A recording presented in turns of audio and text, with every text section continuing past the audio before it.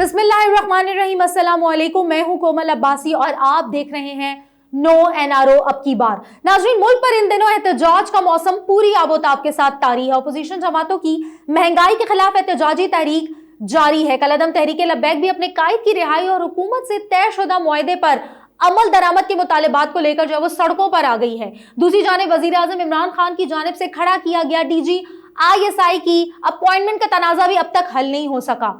मुल्क इंतहाई नाजुक मोड़ पर खड़ा है और ऐसे में वजीर आजम इमरान खान DGISI की तैनाती का लामिया जारी किए बगैर सऊदी अरब रवाना हो गए हैं। मुल्क की सियासी और दाखिली सलामती की सूरत हाल क्या रुख इख्तियार करने जा रही है, इस हवाले से हमारे साथ मौजूद हैं सीनियर सहाफ़ी मोहम्मद ज़मीर साहब, यूट्यूबर भी हैं, जर्नलिस्ट भी हैं। खुशामदीद कहती हूँ मोहम्मद ज़मीर साहब आपको अपने प्रोग्राम में। अस्सलाम वालेकुम। जी वालेकुम सलाम, वेलकम। जी, सबसे पहले तो ज़मीर साहब आज हम बात करेंगे कि जो पूरे मुल्क में जो है वो महंगाई का एक ये जो एहतजाजी मौसम जो चल रहा है पूरे मुल्क में, इससे पहले सबसे पहले तो हम इसके हवाले से बात करेंगे। क्या कहेंगे कि जो अपोजिशन ने महंगाई के खिलाफ एहतजाजी तहरीक के जो इन्होंने जो एहतजाज किया है, इसके जरिए आपको क्या लगता है कि हुकूमत के लिए ये मुश्किलात खड़ी करने में कामयाब हो सकेंगे?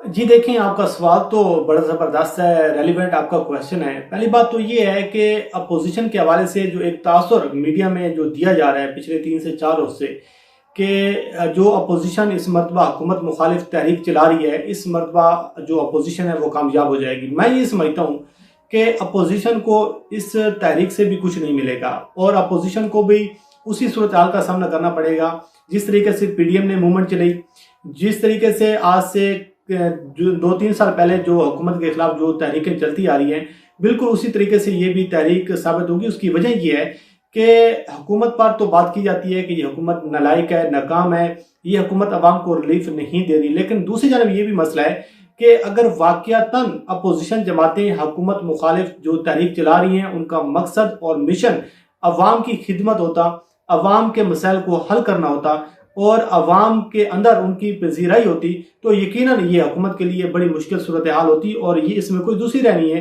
कि जिस तरीके से महंगाई बढ़ती आपको नजर आ रही है और महंगाई का एक तूफान है, गरीब आदमी का जो दिहाड़ीदार तबका है, जो एक मजदूर तबका है और इसके साथ साथ जो एक तनख्वाहदार तबका है, उसका इसमें गुजारा नहीं हो सकता। वो बेचारा 140 रुपये पेट्रोल अफोर्ड नहीं कर सकता। जिस तरीके से महंगाई आसमान पर चली गई है, ये बहुत मुश्किल सूरत हाल है। लेकिन दूसरी जानब जो अपोजिशन जमाती है उस पर अवाम एतमाद करने को तैयार नहीं है।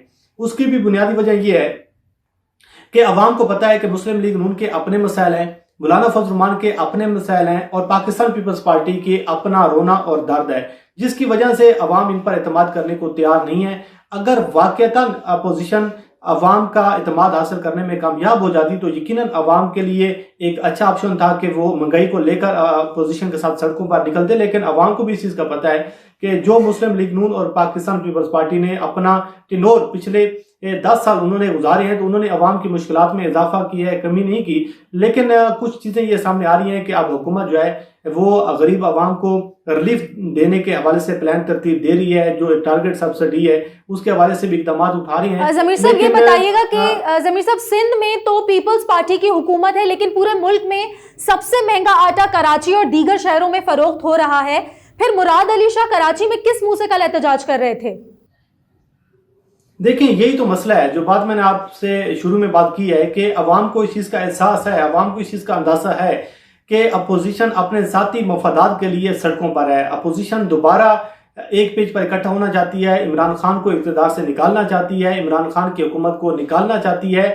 और अपोजिशन को इस चीज़ का अंदाज़ा है कि जो अपोजिशन और PDM सियासी उनको मौत जो हो चुकी थी, अब दोबारा उसमें रूप फूकने की कोशिश की जा रही है। लेकिन आप अंदाज़ा खुद लगा लेना कि अगर आप महंगाई के खिलाफ एहतजाज कर रहे हैं तो जब 18वीं तरमीम के बाद तो सूबे आज़ाद हैं, सूबों को ये सारी चीज़ें करनी चाहिए।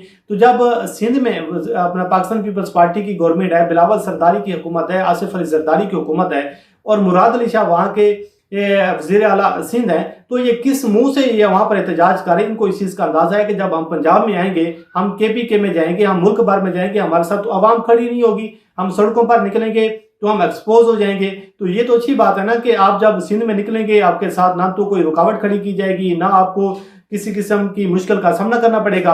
और सिंध की आवाम का आपको वैसे अंदाजा है कि वो बेचारे इतने मसाइल के मारे हुए हैं और उनको इतना ज़्यादा दबाया हुआ है पाकिस्तान पीपल्स पार्टी ने, तो कुछ लोग निकल आते हैं जिसकी वजह से अब आपको एक शोर शराबा नजर आ रहा है। लेकिन ये सिर्फ इमरान खान का भूख है, इमरान खान की नफरत है। मैं ये समझता हूँ कि अपने वर्कर्स को और अपने वोटर्स को ये मुतमिन करने की कोशिश की जा रही है, क्योंकि आगे इलेक्शन आ रहा है और अपोजिशन अपनी इलेक्शन कैंपेन चला रही है और उसको एक बहाना मिल गया है महंगाई का, उसको ये बहाना मिल गया जिस तरीके से पेट्रोलियम की कीमतों में इजाफा हुआ है, तो इसको बुनियाद बनाकर दोबारा वो एक पेज पर इकट्ठे हो रहे हैं। लेकिन अगर आप जमीर साहब कलअदम टीएलपी के एहतजाज को किस तरह देखते हैं? कलअदम टीएलपी का मार्च लाहौर से निकलने में कामयाब हो गया है, क्या मुजाहिरीन जो है वो फैजाबाद पर धरना देने में कामयाब हो जाएंगे?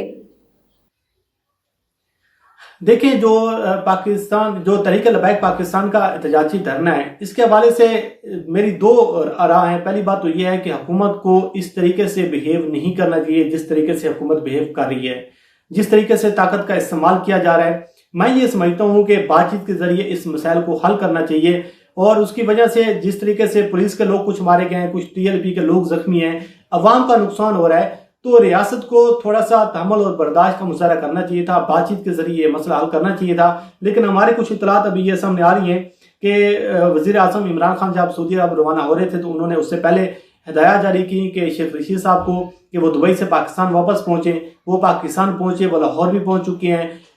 जो पीर अफसर कादरी साहब हैं उनको भी कहा गया है कि आप इस मामले को देखें। जो एक डेलीगेशन जो है वो लाहौर में मौजूद है और लाहौर में राजा बशारत और जो एक आम इजलास है वो जारी है शेख रशीद साहब की ज़ेर सदारत, और इसमें यह फैसला हो रहा है। हुकूमत अब ये भी मौक़िफ़ इख्तियार है। दूसरी जानिब जो मैं बात कर रहा था कि हुकूमत अब ये कह रही है कि हमने 3-4 मरतबा कोशिश की है मुज़ाकरात के जरिए, लेकिन हमारे मुज़ाकरात नाकाम हुए हैं।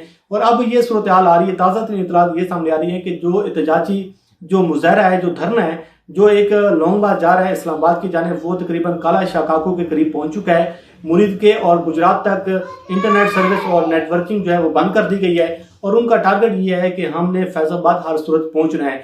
लेकिन अगर ये एहतजाजी मुजाहरा और ये जो लॉन्ग मार्च है, ये जो टीएलपी के लोग हैं, अगर ये फैज़ाबाद पहुंच जाती हैं तो मैं ये समझता हूँ फिर हुकूमत के लिए ज़्यादा मुश्किल होगा अगर वो वहां पर पहुंच जाती हैं, क्योंकि पहले भी आपने देखा कि कितना ज्यादा नुकसान हुआ। फिर फैजाबाद जाकर उन्होंने पड़ाव डालना है।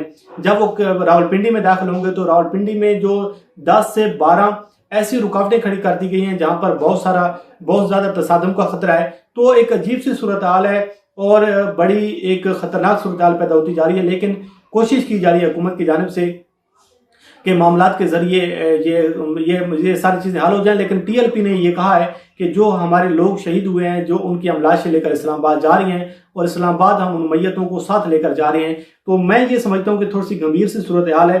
लेकिन अब ये मसला जो है हुकूमत को टैकल करना चाहिए था बातचीत के जरिए। जमीर साहब, वफाकी हुकूमत की जरा गैर जिम्मेदाराना रवैये पर भी बात कर लेते हैं। कलअदम टीएलपी ने तो जो है वो बहुत रोज पहले ही ऐलान कर दिया था अपने एहतजाज का। उसके अलावा जो DGISI की अपॉइंटमेंट का जो मामला है वो भी सबके सामने है, उसकी सूरत हाल अब तक वो हल नहीं हो सकी। ऐसे में वजीर आजम और अहम वफाकी वुज़रा जो है वो मुल्क से बाहर चले जाते हैं, तो ये जो है वो गैर जिम्मेदारी उनकी शो करती है या हुकूमत को कोई कंसर्न नहीं है इन परेशानियों से? नहीं, देखें, ये जो सऊदी अरब का विजिट है ये गैर जिम्मेदाराना नहीं है। ये एक आम विजिट हो रहा है वज़ीर आज़म इमरान खान का, और जो खिते की सूरत हाल है इसमें वज़ीर आज़म इमरान खान, ये आप नहीं कह सकते कि वज़ीर आज़म इमरान खान एक गैर जिम्मेदाराना जो है काम कर रहे हैं। एक बहुत ज़बरदस्त विजिट हो रहा है, एक अच्छा मिशन पे वज़ीर आज़म जो है वो सऊदी अरब गए हुए हैं। लेकिन मसला ये चीज़ है कि जो DGISI का मामला जो है ये सोशल मीडिया पर देख लें, मेन स्ट्रीम मीडिया पर देख लें, मैं पिछले 6 अक्टूबर से लेकर अगर आप आज के दिन तक देखें तकरीबन इसको 10 से 15 रोज हो चुके हैं।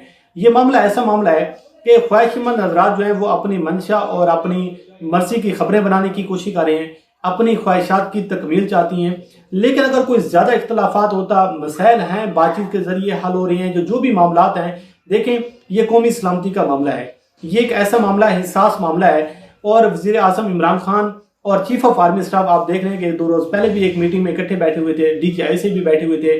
जब ये पिछले दिनों वज़ीर ख़ारजा शाह महमूद कुरैशी साहब और जनरल फैज़ हमीद साहब जो कि DGISI हैं वो काबुल दौरे पर भी गए हैं। तो इतने मामलात गंभीर नहीं है जितने बताए जा रहे हैं, लेकिन इस मसले को सॉर्ट आउट होना चाहिए। जब तक वज़ीर आज़म ऑफिस से नोटिफिकेशन जारी नहीं हो जाता, क्या सरैयाँ जो है ये ख़त्म नहीं होंगी, जो दावे किए जा रहे हैं, जो अवाम के सामने खबरें रखी जा रही हैं, इसका ज़बरदस्त और बेहतरीन हल ये है कि वज़ीर आज़म ऑफिस से नोटिफिकेशन जारी होना चाहिए। लेकिन अब देखते हैं कि वज़ीर आज़म जो है वो सऊदी अरब के दौरे पर हैं, अब वापस आती हैं तो ये सूरत हाल क्या शक्ल इख्तियार करती है। लेकिन हमारी जो इतलात हैं कि मामला जो हैं दोनों साइडों से जो है वो बिल्कुल बेहतरीन है, कोई ऐसा झगड़ा नहीं है, कोई ऐसे मामलात नहीं है, कोई ऐसी नाराजगी नहीं है। लेकिन इंशाल्लाह आने वाले दिनों में आप देखेंगे कि ये मसला जो है ये भी हल हो जाएगा। लेकिन मीडिया की ज़रूरत है, सोशल मीडिया की ज़रूरत है, कुछ लोगों की ख्वाहिशात हैं, तो ये चीज़ें जो है ये चलती रहेंगी।